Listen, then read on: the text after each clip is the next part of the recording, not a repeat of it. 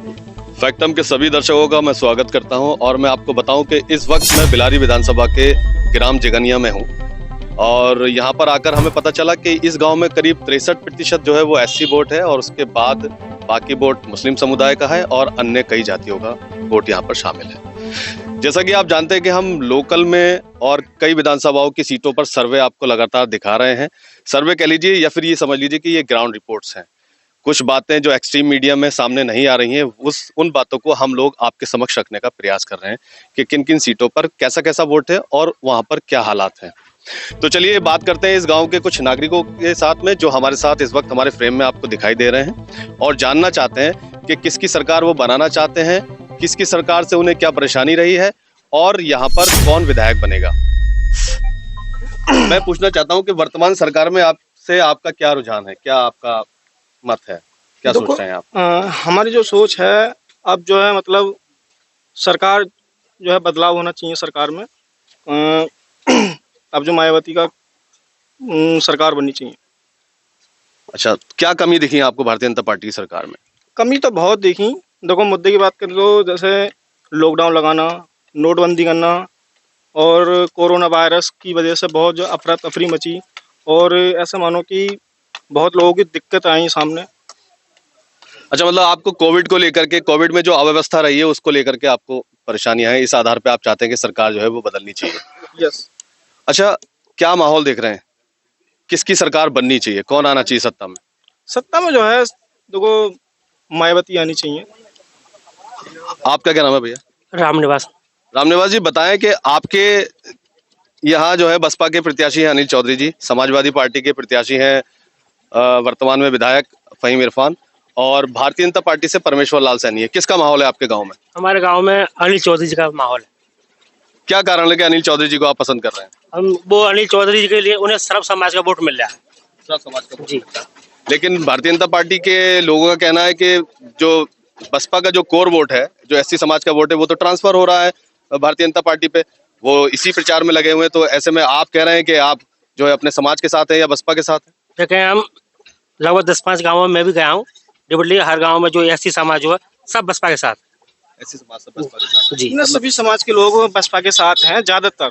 नहीं, आप मेरी बात को समझिए।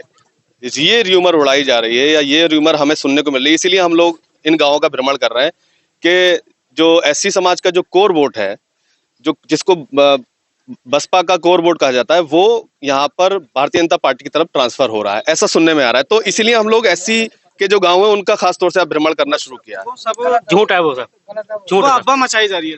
वो अफवाह है, अफवाह है सब। ऐसा कुछ नहीं है कि जो एससी का वोट जो है अदर मतलब क्या कहते हैं ट्रांसफर करा जा रहा हो, वो सब अफवाह ही बातें हैं। क्या नाम है आपका? रंजीत। रंजीत जी, किसका माहौल लग रहा है आपको आपके क्षेत्र में? विधायक किसको बनाएंगे? हम बनाएंगे विधायक अनिल चौधरी के दाई। अनिल चौधरी को? वो मायावती के प्रत्याशी हैं। अच्छा, अनिल चौधरी को इसलिए बनाएंगे क्योंकि वो मायावती के प्रत्याशी हैं। अच्छा, 10 साल से यहाँ पर समाजवादी पार्टी का दबदबा है, विधायक रहे हैं, उनसे क्या नाराजगी है? नाराजगी तो है ही, खैर कोई काम वाम भी ना हो पाए। मायावती की सरकार में बहुत सारे काम भाई, जैसे स्कूल बने, तमाम ITI कॉलेज खोले गए, तमाम स्वास्थ्य की सुविधाएं हुई, इतनी इन सरकारों में ना हो पाए। इन सरकारों में नहीं हो पाई। आपका क्या नाम है? मेरा नाम सानी मलिक। शानी मलिक जी, किसकी सरकार बनाएंगे, किसको वोट देंगे? अखिलेश यादव जी की सरकार बनाएंगे हम। अखिलेश यादव की सरकार बनाएंगे जी। 30 बिलारी विधानसभा से मोहम्मद फहीम इरफान जी को हम वोट करेंगे, वो सपोर्ट भी कर रहे हैं। अच्छा, आप सपोर्ट भी कर रहे हैं। अच्छा, 10 साल से वो यहाँ पर विधायक हैं, आपके गांव के लिए क्या विशेष किया फहीम इरफान जी? बहुत काम किए ऐसे जो है जो उनके ही बनता है बोले फर्ज, बोले हाँ उनके लिए विधायक सिर्फ बनाने। 3 काम गिनाइए आप, आपके गांव के लिए क्या कुछ विशेष किया उन्होंने? लाइट की व्यवस्था है जो जगह जगह होती है, हेडलाइट वगैरह जो होती हैं वो की हैं। सड़कों पे जी जी जी, सड़कों पे जी है। और भी बहुत विकास किया है। चलिए, मतलब आप ये कहना चाह रहे हैं कि आपका जो वोट है वो समाजवादी पार्टी के साथ है। अखिलेश यादव है, युवा के साथ है। उनकी सोच बहुत अच्छी है। और क्या है कि अभी हमारे लिए जो है लैपटॉप की व्यवस्था दी थी उन्होंने पहले, तो वो मिले थे, लेकिन इस सरकार ने जो है टैबलेट और फोन बांटने की एक प्रक्रिया शुरू की थी, उसमें मेरा नाम भी है। वह सर एक मैसेज आने के बाद दोबारा नहीं आया, हो सकता है कि वो नहीं मिल पाए। अच्छा, आप ये कह रहे हैं कि वर्तमान सरकार में आपको लैपटॉप मिला, उससे आप कुछ काम धंधा कर रहे होंगे, और इस सरकार में भी आपको लैपटॉप का कोई मैसेज आया लेकिन लैपटॉप मिला नहीं, टैबलेट यानी कि वादे हवा हवाई। वादे हवा हवाई है। बिल्कुल। आपका क्या नाम है? सुखबीर से। सुखबीर जी, ये बताइए कि भारतीय जनता पार्टी का माहौल यहाँ पर बनता दिख रहा है, लेकिन आप हैं कि बसपा की तरफ कह रहे हैं, तो आपका क्या अपना रुझान है? जी मेरा तो वोट तो मायावती जी को जाएगा, बुआ जी के लिए। कारण?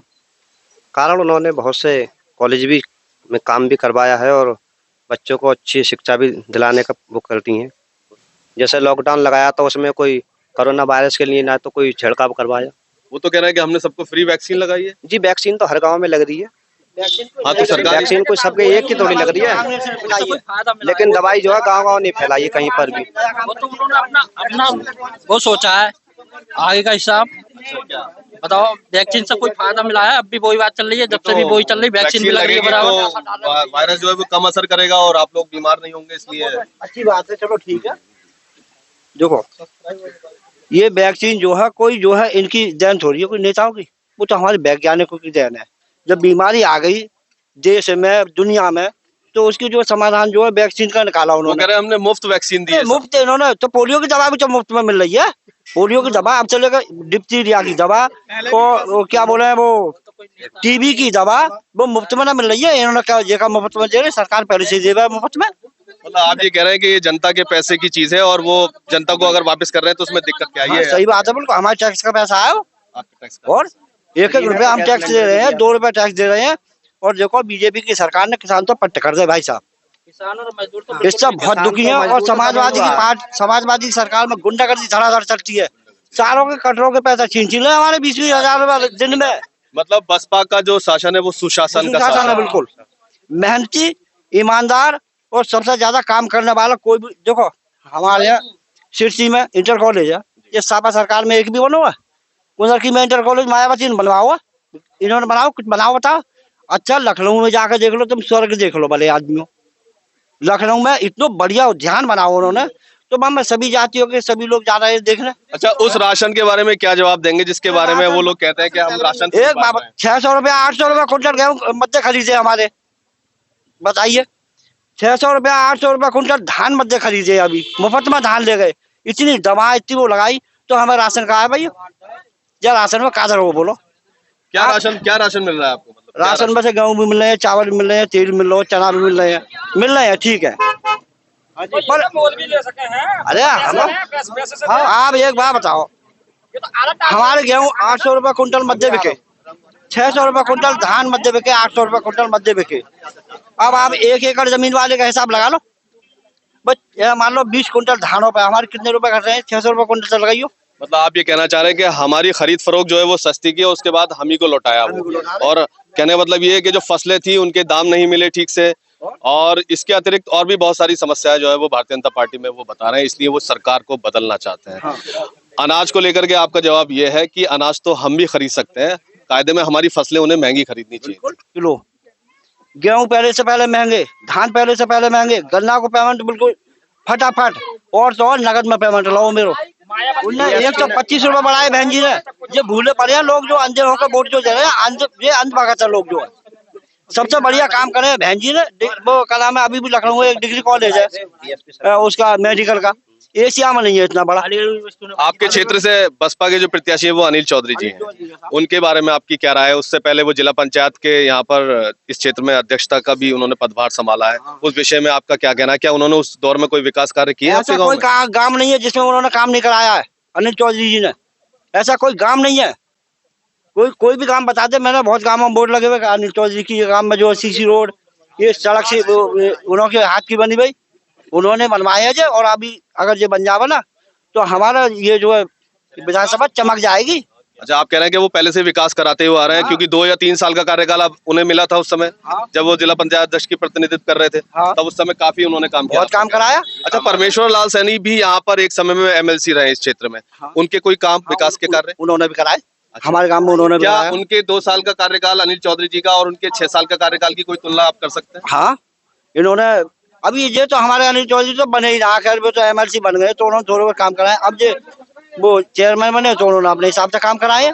अच्छा, रही बात देखो विकास की बात, हाजी अकबर हुसैन और मायावती की सरकार की बात है, मेरे गांव के अंदर जो 18 लाख की बिजली लगवाई उन्होंने, तमाम सड़कों से जोड़ दिया, जैसे हम कहाँ जोड़े बताओ। अच्छा, उसके बाद से कोई इस तरह का इतना बड़ा कोई कुछ भी काम ना है, अरे यार कुछ भी ना है, भले आदमी कुछ भी इतना कुछ भी चमन दिवस भी ना है।